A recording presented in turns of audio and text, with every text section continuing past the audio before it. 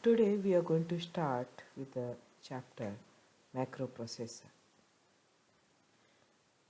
We have already seen in C language the macros are defined in the first part of your C language program with hash define, and the set of instructions it consists of a set of instructions, and those instructions are substituted wherever the macro is called. The similar concept you are going to have in assembly language program, and in this case we are going to see with SIC XC machine architecture. Now the source program is having the macro, and this source program is given as an input to the macroprocessor. That means the source program is having macro calls in the program, and this is given to the macroprocessor. Now wherever the macro is called, the call should be substituted by the set of instructions which are defined in the macro. Once you substitute the set of instructions in the macro, then the size of the source program will be increased, and thereby we are going to have the expanded code. This is given to the compiler or assembler which generates the object code. Next is the how we are going to have the macro definition and how we are going to expand the macro. Now in this case we are going to have two macros. The name of the macro is RD buff and WR buff, that indicates read buffer and write buffer. So in this case these read buffer and write buffer macros are written with using macro and mend assembly directives. So we are going to learn two more assembly directives, macros and mend. Now read buffer is the name of the macro, and it should be followed with the parameters. So the macro instruction then should follow with the parameters, and these parameters are preceded with the ampersand. And wherever this macro is called, that is macro invocation, the arguments are used for expanding the macro. Let us see an example. So the name of the program is copy, and the address of this copy program starts at 0th location. So we are going to copy from input device, and we are going to store the information to the output device. So the first instruction is assembly directive start. Next one is the name of the macro. Then in this case the name of the macro is appearing on the left hand side, followed by macro assembly directive, followed by the parameters. So read buffer is the name of the macro which appears on the left hand side. In between in the middle portion we are going to have the name of the macro, and on the right hand side we are going to have the parameters which are to be passed to this macro, that is ampersand indev, ampersand buffer address, ampersand read record length. Okay, so we are going to specify the addresses of these parameters. Next one is a comment, a blank comment, and after that we are going to have a comment which indicates the name of the macro, the functionality of the macro, read buffer, that macro to read the record into the buffer. So these are the three dots which appears on the left hand side, indicates that we are going to have three comments in our program. Out of these three comments, we are going to have two blank comments and one is having a line that is macro to read record into buffer. Next one is machine instruction, clear X. That means we are clearing the register, index register with 0.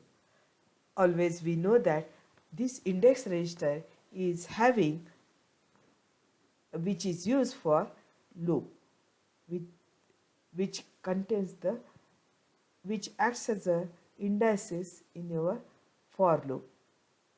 We have already seen in C language the for loop, which is having in the array we are going to have the indices. Similarly, the indices information is stored in index register. So the index register is not used for any other purpose rather than storing the index information. So initially it is having 0. As we proceed, the index register is going to have the next locations where the information is to be stored. The next instruction is clear accumulator. So we are going to store 0 in the accumulator. Similarly, we are going to clear the register S. It is a general purpose register which now it is having 0. That means we have initialized three registers X, A and S with 0. Next instruction is LDT hash 4096. That indicates this 4096 is a immediate operand in the instruction, and it is a plus indicates plus which is preceded with this LDT indicates it's a format 4 instruction and it is having 1000. 4096 when you convert into hexadecimal it is going to have 1000. So T register is having 1000. That means we are going to read the we are going to set the maximum record length as 1000. Next instruction is TD, test device. So we are going to poll the input device and we are going to see whether the input device is ready or not. For that we are going to use test device and we are going to check whether the input device is ready or not. If it is ready, then the condition code will be set equal to less than symbol. If it is not ready, then the condition code will be having equal to symbol. That means the next instruction jump on equal, if the condition code is set equal to symbol, that means the input device is not ready for reading the information through the input device. So we are going to loop back to the previous statement, that is star minus 3 indicates the current address minus 3, that indicates you are going to jump back to the previous location since TD requires 3 byte to store. Next is read instruction. So we are going to read the information from the input device. So read, and the reading a character through the input device, and the read information is stored in the accumulator. Now it is present in the accumulator. From the input device it is going to have in the accumulator. The next instruction is compare.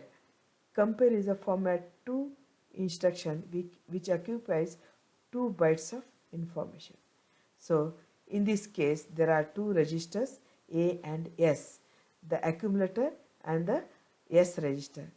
So accumulator is having the information whatever is read through the input device, and S is the register which is having the which is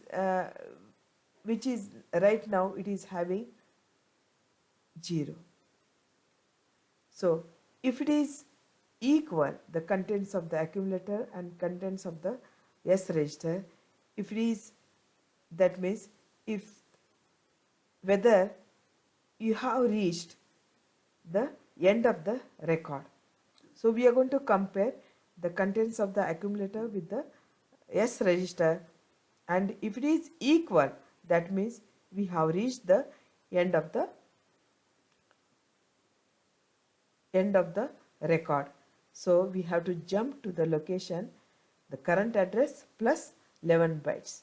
So jump on equal star plus 11. Next we have a store instruction, that the information, the character which is read through the input device, we want to store at a location buffer address, and that address is pointed by a index register. In this case, index register is 0. At 0th location, this information is stored in the buffer. Now we are going to increment, we have to increment the contents of the index register. For that, we are going to have the next statement, TIXR.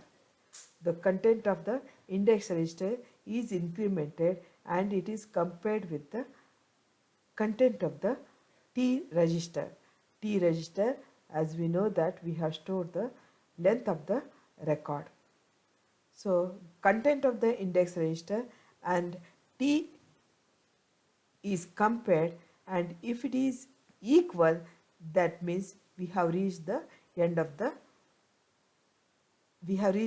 maximum length of the record. If not, we have to jump to the location, jump back, that is jump on less than, start from this location minus 19, that means go back to the 19th location.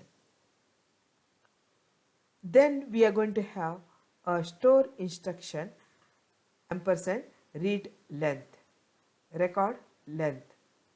So we are going to store this information, that is the character which is read through the keyboard. We are going to store the length of this, that means whatever the length which we are going to have, which is there in X, that we are going to store it in the record as a record length. That means how many characters which we have read through the keyboard.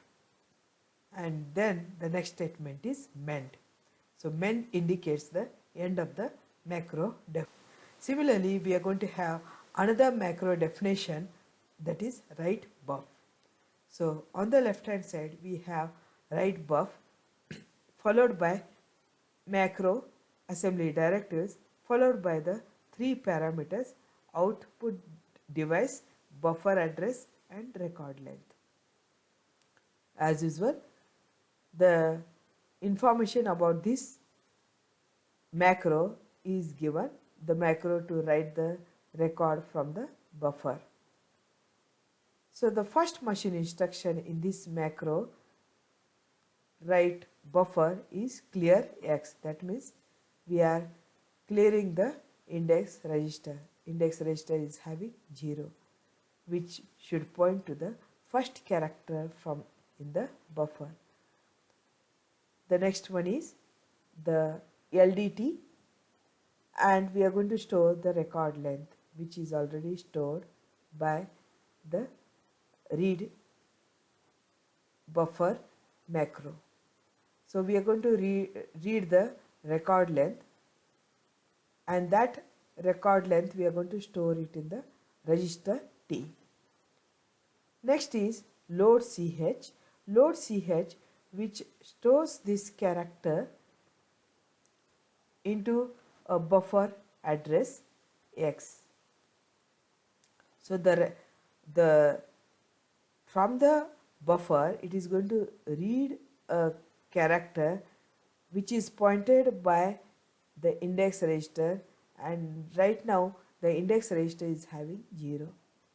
Now the load character is the accumulator is having the location which is pointed by the first the index register, that is the 0th location.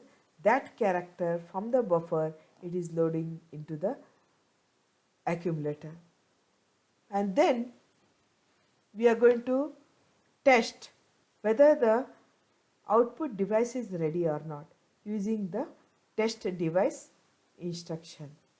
So it is going to poll the output device, and if it is not ready, then we are going to, the next instruction is jump on equal. If it is the output device is not ready, jump back to the previous instruction, that is TD. If it is having greater than symbol, the condition code is set equal to greater than symbol, that indicates that the output device is ready and we can store the information into the output device. So we are going to write the information, the character into the output device using WD. So WD writes the character onto the output device, which is pointed by a location. That information is stored in the index register. Then we have the next instruction, TIXR. TIXR T, which indicates increment the index register content by 1, and then we are going to compare this index register contents with the T. T is having the record length, and if it is equal, then we have reached the end of the record. That means the next statement is, if it is less than, then this process is continued. We are going to jump back to the current address -14. So we are going to go back to the location current address -14, and that means we are going to loop back until all the characters from the record are written into the output device. And the last statement is MEND, which indicates the end of this macro write buffer. Next we have to see the main program. The main program, as we know that the name of the program in this case is first.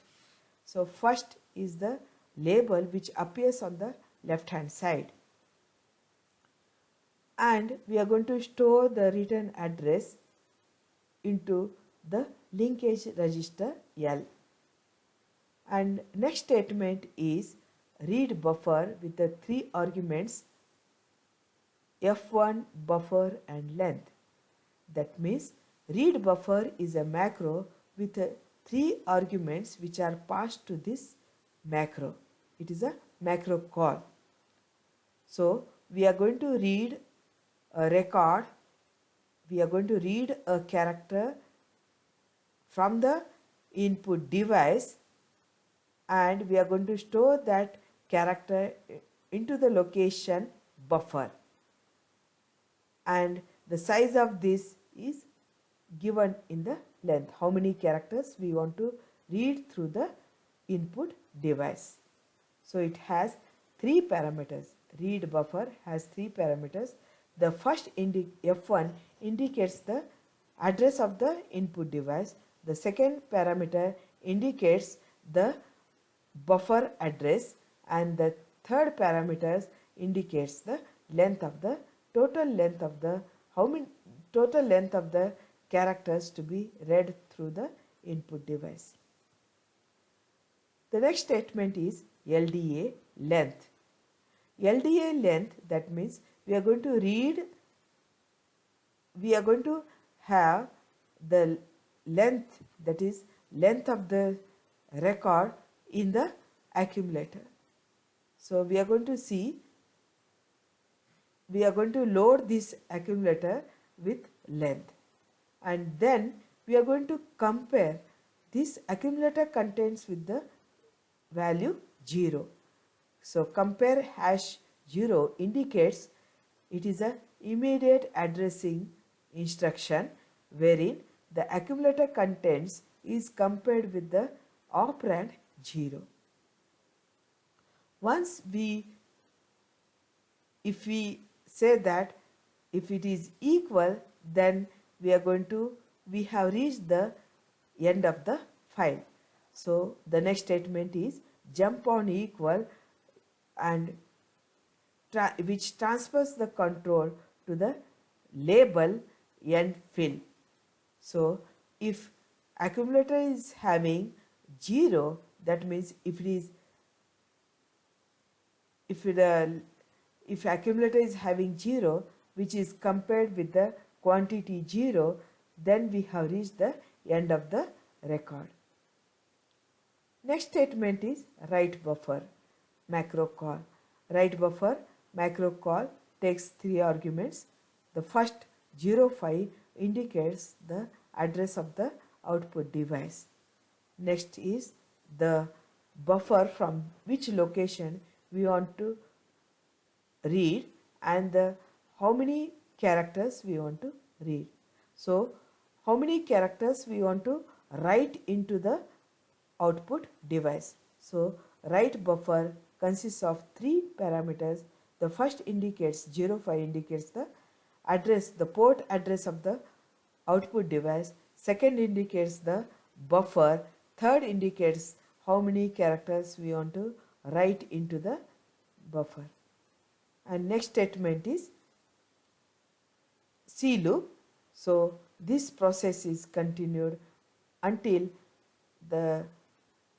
we read the character and we write that information onto the output device. We read a character from the input device using read buffer macro and we write that character onto the output buffer device using write buffer instruction macro call. So the characters which are read through the input device are written onto the output device. This process is continued and we are going to have jump on C loop. Jump J indicates a unconditional statement. When it is going to end? When we have reached the end of the file, it is going to come out of this loop. The next statement is end of the file. Again, when we reach the end of the file, that means no more characters which are to be written onto the output device, then we are going to come to this location end file, and wherein write buffer, that means the last character which you are going to write into the output device is EOF. So what is the address of the output device? That is 05. So write buffer is a macro call which takes 3 parameters: the address of the output device followed by the string EOF, and this string consists of 3 characters E, O and F. So which the string EOF is stored as the last information into the output device, which indicates the end of the file marker, which indicates we have reached the end of the file. And then we are going to jump to the return address. We are going to go to the location which is stored in the return address. As usual, all the constants and variables are defined and at the end of the program, which indicates EOF. EOF is the byte constant, or you can say a string which consists of EOF. So it is a byte constant. C indicates it is a character. EOF is a string, and this string EOF is stored in the constant named EOF. So EOF byte CEOF indicates On the left hand side, EOF is the name of the constant, byte indicates it's a byte constant, and CEOF indicates the string which is stored in this EOF constant. Next statement is 3 word 3. 3 is the name of the constant, it is a word constant, and 3 is the quantity which is stored in this named constant 3. Next we have return address, which is a variable name which occupies one word information. So reserved word 1 indicates one word of information can be stored at the memory location return address. Next, length, reserved word word. So length is the variable name which stores one word of information into this location length. Then we have a buffer, which is a variable name, reserved word, and 4096 is the buffer area which can store 1000 bytes of information into this location. And we have reached the end of the program, so which is indicated with the assembly directive end, and always the end will be having the address of the first machine instruction. So in this case, the address of the first machine instruction, which is denoted by a label called first. As we know that the STL instruction is having a label first, which is the address of the first machine instruction in our main program. Thank you.